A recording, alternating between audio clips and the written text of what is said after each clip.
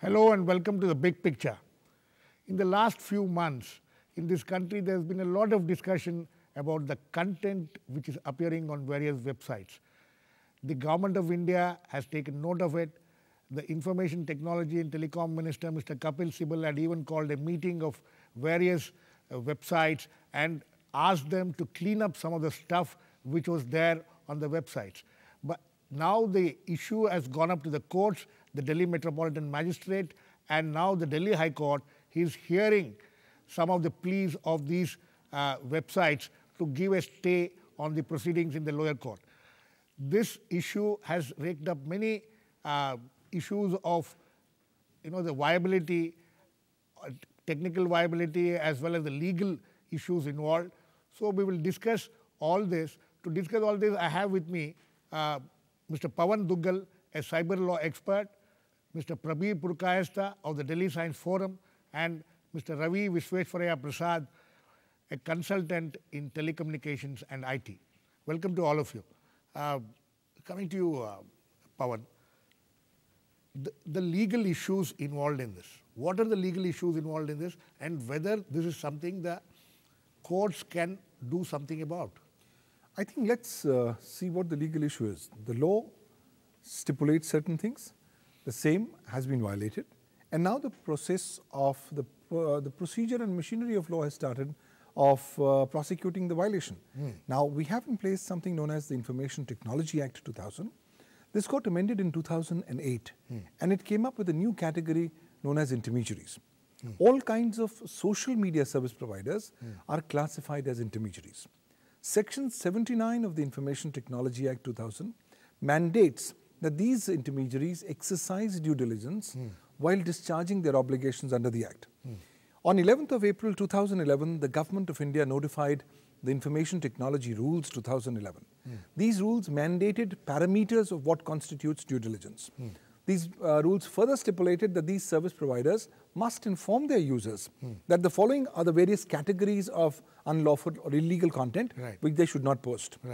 The said rules further stated that if despite the same your users post such illegal content, either on the complaint of an affected person or on notification by the government, once you are so notified, you are duty bound to remove the said offending content within 36 hours.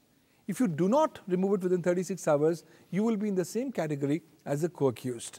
Now, the current procedure that's happening is only because of the fact that the law mandated these service providers to do certain things. They have not done so, and hence the criminal prosecution. A private person, a journalist, has gone to the court saying that some of these contents are objectionable. So, does the Act clearly define what is objectionable? Well, here the law is very, very ambiguous. The law does not define what is ambiguous. It uses lofty words like what's blasphemous or with something which is invasive of one's privacy, or libelous or defamatory or obscene. Now, the word obscene is not defined, neither under the IT rules nor under the IT Act. Instead, the law uses words like anything which is lascivious or which appeals to the prurient interest, or the effect of which is to tend to deprave and corrupt the minds of those who are likely to see, read and hear the same. So, your point is absolutely right. These huge parameters have been incorporated under the rules without any definition, without any illustration. So it's left to the subjective discretion of the government. Completely subjective description. In fact, one of the major complaints of Mr. Kapil Sibal when he apparently consulted all these people were some of the pictures of Dr. Manmohan Singh and Sonia Gandhi in some whatever. We see all kinds of things happening on the internet, all on websites and even blogs and things like that. Now, what is objectionable to one person may not be objectionable to another. Yeah, but the law is, law has not stopped there. The law says, as a service provider, don't be in judgment. Once somebody complains to you or the government notifies, take that complaint or notification as gospel truth and pull it down. Or if you can't pull it down, remove access from people who are accessing it from India, period. If you do that, then you are not exposed to liability. If you are not doing that, be prepared for civil and criminal consequences. Okay. Prabir, I think at the initial stages when Kapil Sibal took up this matter and things, the Delhi Science Forum also made some, got into the whole discussion, debate. And we actually got into the issue of the IT rules precisely on the point Mr. Duggal was talking about, which is that the parameters that are there are completely vague and go far beyond what is what we have guaranteed under the Constitution or what we are allowed to say. For instance, blasphemy is not existing in Indian law, but hatred against other communities is. So it has to be couched in terms of Indian law, not in terms of generalities. But that's not the major issue today. What is being asked of, really, is that without the takedown procedures having been followed, and this is what I understand it to be, that without those takedown procedures being followed, they are being made accused. That is only one part. Yes. The bigger part of it is what it seems to be, that under threat of prosecution, what is being said is pre-censorship to be introduced. That means each company has to filter out before anything is posted, which means, if you take today YouTube, for 1 minute of our time, 48 hours of YouTube material is posted by users. Yes. So what is being said is user-generated content has to be edited and pre-censorship has to take place by the private companies. Yes. And they have to pre-censor based on what somebody may find objectionable, which itself is a problem. Secondly, of course, I'm not getting into jurisdiction issues here at all. I'm only talking about that whether pre-censorship of user-generated content, is it feasible? Right. Let me come to Ravi on this. Ravi, technically, is it possible at all, this kind of what Prabir was talking about, pre-censorship? Is it technically a viable thing at all? Practically, no. It is impossible to pre-censor anything. And secondly, if someone wants to access banned content, it's very simple. For instance, they can go through to the banned content using anonymizers, proxy servers. They can tunnel through using a lot of mechanisms. You can also access peer-to-peer networks. There are mirror sites all over the world. I'll give some examples. Yeah. One is, there is an extreme Hindutva website called HinduUnity.org. Right. It has been hosted on servers in the US since the 1990s. Now, it has called for hate speech against Muslims and Christians in India. It has also said that all secular people in India also it has attacked them. In fact, it has gone so far as to call for the assassination of Sonia Gandhi and Mulayam Singh Yadav and the Shahi Imam and all kinds of people. It's called for that assassination. Now, in India, this is a clear violation of sections 153A, 153B, and 295 of the Indian Penal Code. Right. But this is protected speech in the US under the First Amendment to the US Constitution, where hate speech is protected. And this site is being hosted from US. It is hosted in the US. There have been a lot of complaints about it in the US, but it has changed its internet service providers and web hosts several times on complaints. Now it is being hosted by a neo-Nazi, by a Zionist supremacist organization.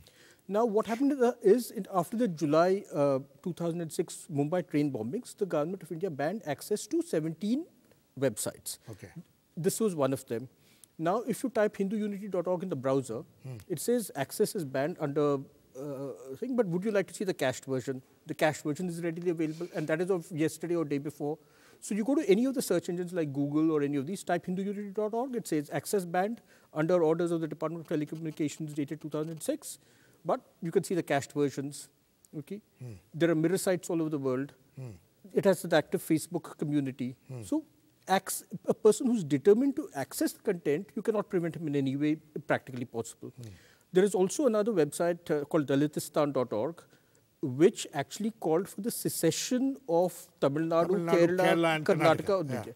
Now, this is under Indian law, this is a very serious crime advocating secession. Secession is, I think, punishable by death. Again, it is hosted abroad. There were a lot of complaints about it. Again, India's Computer Emergency Response Team banned access to it. But you go to that website, there are mirror websites all over the world. It has a Facebook page. The content has been distributed by other hate sites. It has been classified under the US human rights organizations have also classified this as a hate group and hate speech. But still, it is still... The content is available. The content is available. For whoever who wants to. Who's determined enough to see it, you can access content. Okay. We will continue this discussion further. We need to go into a short break. Please keep watching. We'll be back very soon.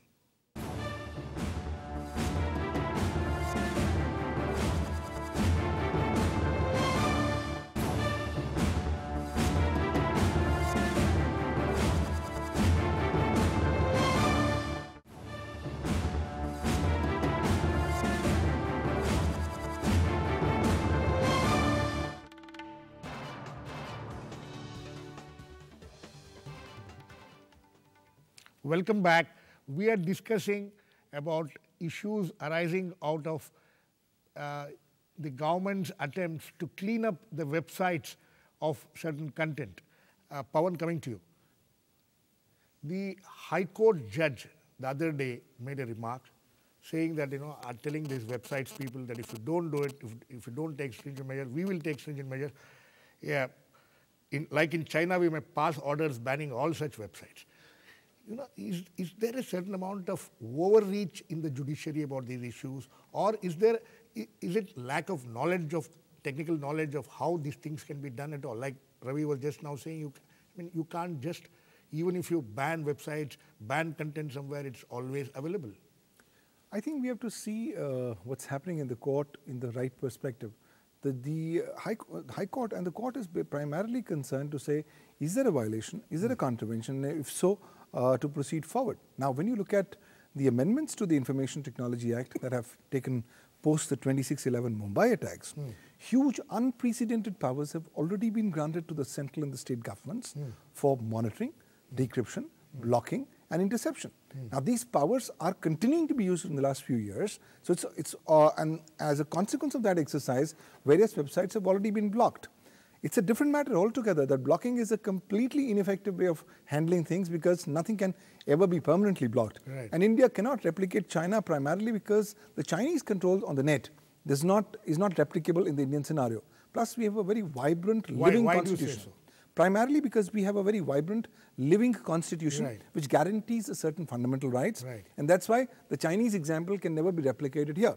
But the fact remains that the government, if it so desires, can block such content. And even if you look at the law, we're talking about pre-censorship, we're talking about moderation. I did not find a single sentence either under the IT Act or under the IT rules which talks about pre-moderation, pre-censorship, pre-screening, nothing of that type. So this is an afterthought.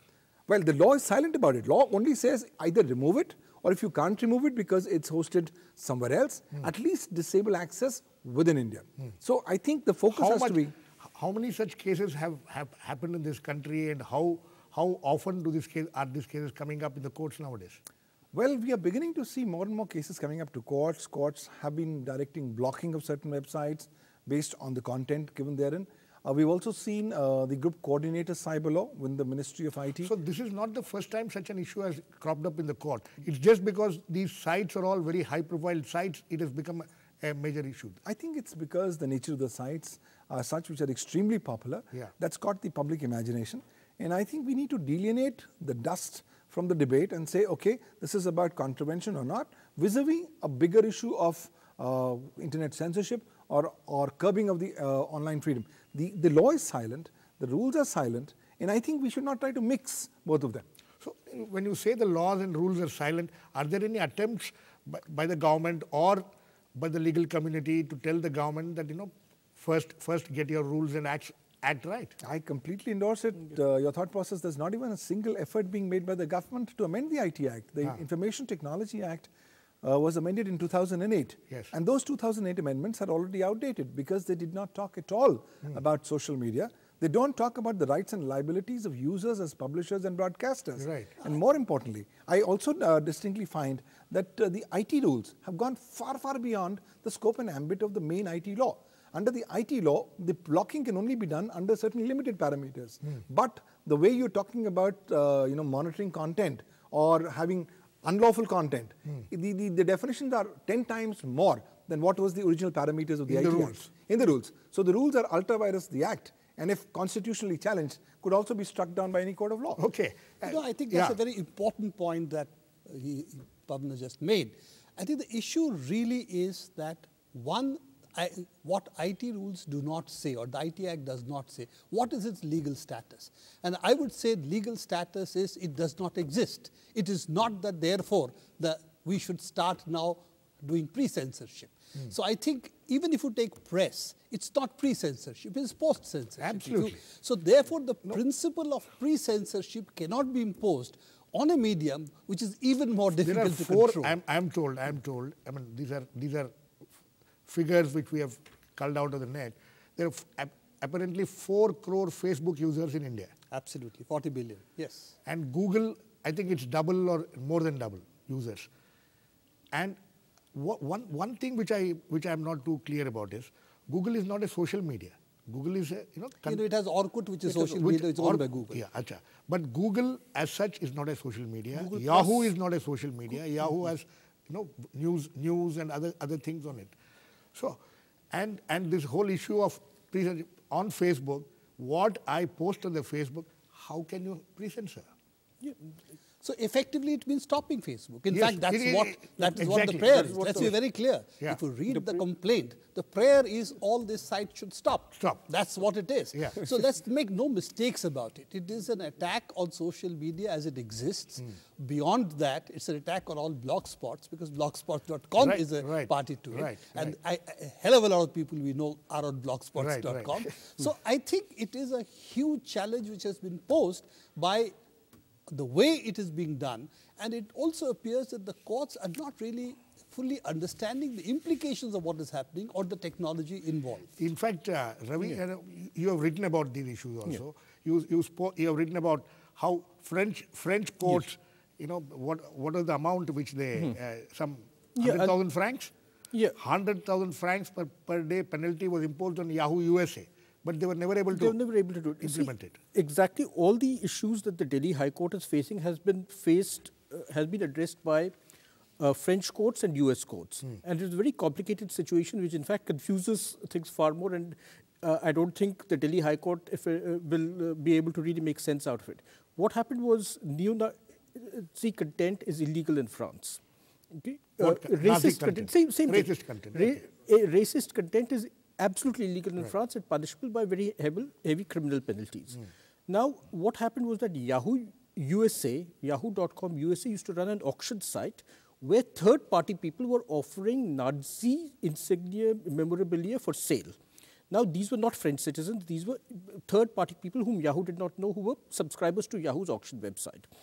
Now, that's a US-based. Yeah, US-based. And now what happened is that a French human rights group, anti-Semitism group, went to court in France saying that this content is accessible in France and therefore Yahoo should be blocked. There were very detailed hearings. The French judge, after applying a lot of mind, directed Yahoo.France not to hold such content, which Yahoo.France said we never hosted such content. Now it directed Yahoo.com based in the US to ban access to users trying to access it from France. That is, someone resident in France trying to access the US website was to be blocked. Yahoo argued it could not do it. Then the judge went in and said, okay, but here are all these small startup companies which are developing filtering technology. Now you source the technology from them and apply it so that you can try to identify people trying to access your US website from France and block them. And the judge said this has a 70% probability of success. So this was in the limbo. Now Yahoo.France, no, he also said 100,000 francs per day. Per day is the fine he imposed, that in case you cannot block access from France. Now Yahoo.France. Who has to pay? Yahoo had to pay. Yahoo was, this was the direction. It was never enforced. Now Yahoo did not appeal this court decision in France. It went to a district court in California and said that this is unconstitutional. Yahoo argued in the French court that A, we are not based in France, we are based in the US, our servers are located in the US, we are not subject to French law. B, it is technically impossible. Now, the judge didn't agree with either of these. So, and most important, they said this is protected speech under the First Amendment to the US Constitution, which protects speech. So Yahoo went that was upheld. That was, no, that was, the French court did not address that issue. The French court said you are liable for French laws.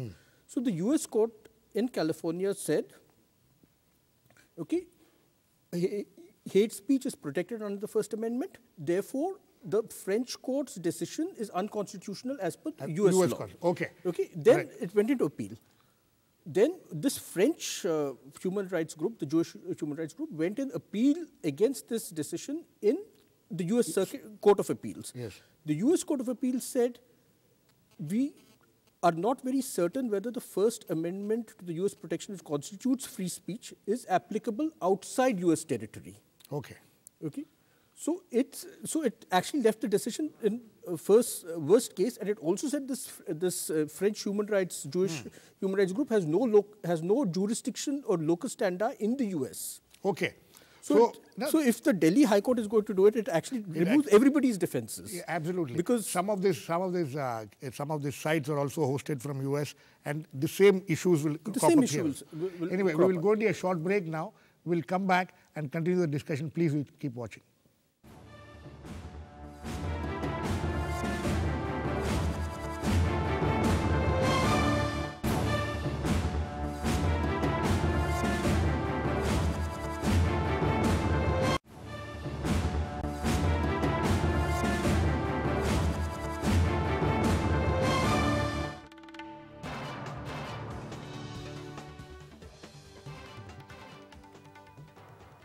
Welcome back. We are discussing about issues which have arisen after the government has tried to clean up certain content on certain websites.